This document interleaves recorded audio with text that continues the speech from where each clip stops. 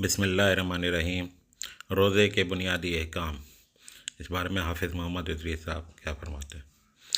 तर्क और इनकार सोम। रोज़ा बहुत ही बड़ी नेकी है।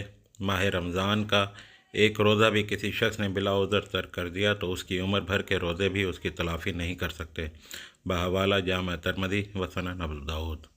रोज़े का तर्क करना गुनाह कबीरा है। रोज़ा रख कर बग़ैर उज़र तोड़ना इससे भी बड़ा गुनाह है। और रोज़े की फ़र्ज़ियत का इनकार तो कुफ्र है। बग़ैर उज़र रोज़ा तोड़ देने से क्या मुराद है। रोज़े की हालत में अगर किसी शख्स को कोई ऐसी बीमारी, तकलीफ़ या हादसा पेश आ जाए जिससे उसकी जान को ख़तरा हो तो रोज़ा तोड़ा जा सकता है। ये एक माकूल और शरई उज़र है। महज भूख प्यास की शिद्दत और नकाहत का एहसास इस बात के लिए कोई जवाज़ नहीं कि रोज़ेदार रोज़ा तोड़ दे। इमाम गज़ाली रहमतुल्लाह अलैह ने तो यहाँ तक बयान फरमाया है कि रोज़े की हालत में भूख प्यास की शिद्दत ही इंसान को सवाब का मुस्तहिक बनाती है। इनके नज़दीक तो अफ्तार के बाद भी खाने में एहतियात बरतनी चाहिए ताकि क़यामुल लैल, तहज्जुद और दीगर एमाल व वज़ाइफ में सहूलत रहे। बिलाशुबा इमाम गज़ाली रहमतुल्लाह अलैह के इस कौल में बड़ी हिकमत है। फ़िदिया सयाम। अगर कोई शख्स रोज़े रखने की इस्तिताअत न रखता हो तो हर रोज़े के बदले एक मिस्कीन को 2 वक्त का खाना खिलाए। ये खाना उसी मेयार का होना चाहिए जिस मेयार का वो अपने घर में ख़ुद खाता है। एक रोज़े के एवज़ बतौर फ़िदिया सदका फ़ितर की मिक़दार भी दी जा सकती है। ये रियायत सिर्फ़ जिस्मानी लिहाज से कमज़ोर, बीमार और ज़ईफ़ मुसलमानों के लिए है।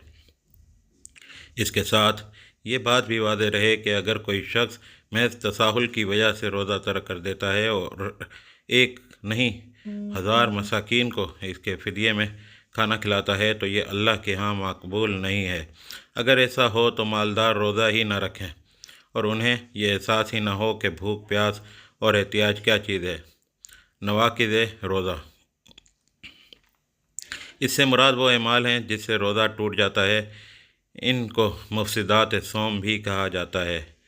इनकी 2 किस्में हैं, एक वो जिनमें सिर्फ़ क़ज़ा वाजिब है और एक वो जिनमें क़ज़ा और कफ़ारा दोनों वाजिब हैं। वो एमाल जिनमें सिर्फ़ क़ज़ा वाजिब है। नंबर 1, इस गलत फ़हमी में कुछ खा पी लिया कि सहरी का वक्त बाकी है जबकि सहरी का वक्त ख़त्म हो चुका था, या ग़ुरूब आफ्ताब से पहले यह समझ कर के सूरज ग़ुरूब हो गया है कुछ खा पी लिया।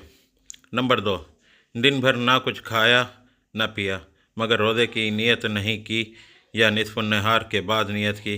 निसफ़ुन नहार से कबल नियत कर ली तो रोज़ा दुरुस्त होगा। नियत के लिए अल्फाज की अदायगी ज़रूरी नहीं, महज दिल की नियत काफ़ी है। नंबर 3, रोज़े में किसी से इरादतन मुँह भर कर की अगर के मुँह भर कर ना की तो रोज़ा नहीं टूटता।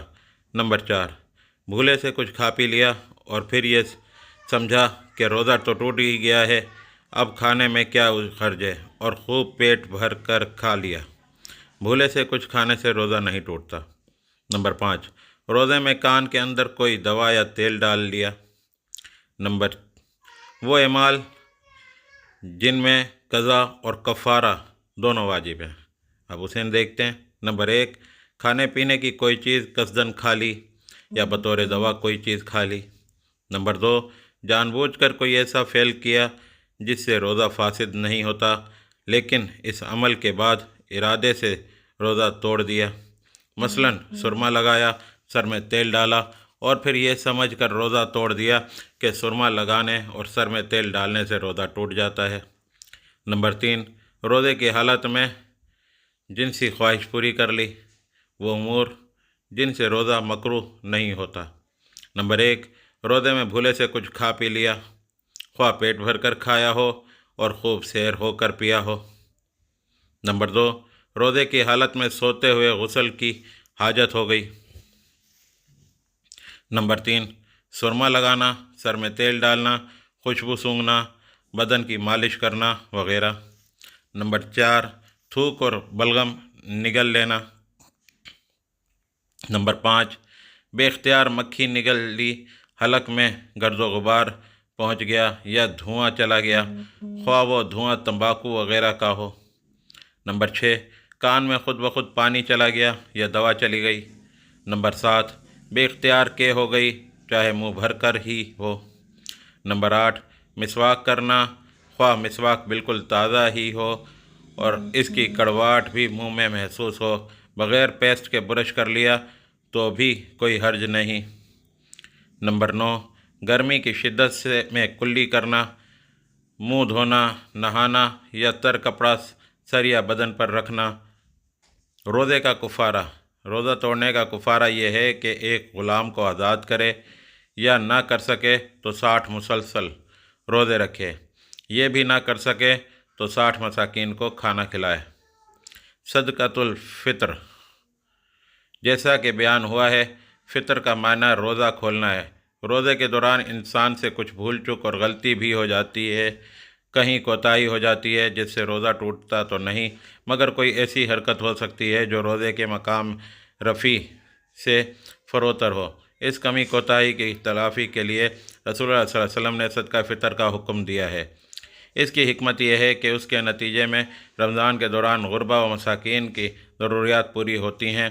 नेज़ ईद के दिन वो भी खाते पीते लोगों की तरह ईद की खुशियों में शरीक हो सकते हैं।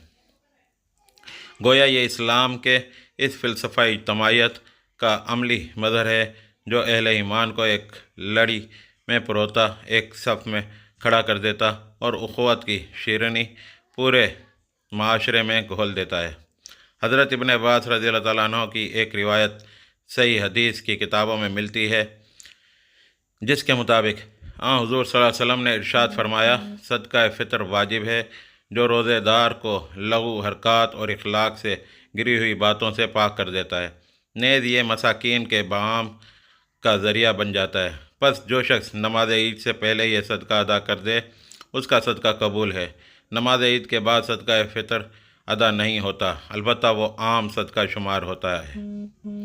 एक दूसरी हदीस में हुज़ूर सल्लल्लाहु अलैहि वसल्लम ने इरशाद फरमाया, जो शख्स सदका फ़ितर अदा नहीं करता वो नमाज ईद अदा करने के लिए हमारी ईदगाह के करीब भी ना फटके। सदका फ़ितर खाते पीते लोगों पर वाजिब है। रमज़ान के दौरान अदा किया जाए तो ज़्यादा बेहतर है ताकि ज़रूरतमंद माह मुक़द्दस में अपनी ज़रूरियात पूरी कर सकें। सदका फ़ितर सिर्फ़ रोज़ेदारों पर ही नहीं, घर के मालिक की तरफ से छोटे बच्चों, ग़ुलामों, आज के दौर में घर के खादिम वग़ैरह, ईद के रोज़े घर में वारिद या पहले से मुकीम मेहमान या उसी रोज़ पैदा होने वाले बच्चे की तरफ से भी वाजिब है। सदका फ़ितर की मिक़दार, सदका फ़ितर की मिक़दार 1 किलो और तकरीबन 120 ग्राम गेहूँ है। दीगर अजनास मसलन जौ और खजूर वग़ैरह इससे दुगनी मिक़दार में देना ज़रूरी है। गल्ला या जिन्स देना ही ज़रूरी नहीं है, इसकी कीमत भी अदा की जा सकती है। उलमा हर साल सदका फ़ितर की रकम का तयन करके अवाम उन्नास को मुतला कर देते हैं, इसलिए ये कोई मुश्किल मसला नहीं है। अस्सलाम वालेकुम मोहतरम नाज़रीन, रोज़े के बारे में और उसके मसाइल के बारे में बनाई गई आज की वीडियोज़ आपको कैसे लगी कमेंट सेक्शन में हमें ज़रूर बताइए, और अगर आपका कोई सवाल है तो हमें वो ज़रूर भेजिए ताकि उसके बारे में उलमा की जानिब से रहनुमाई फरमाई जाए। बहुत शुक्रिया। अस्सलाम वालेकुम।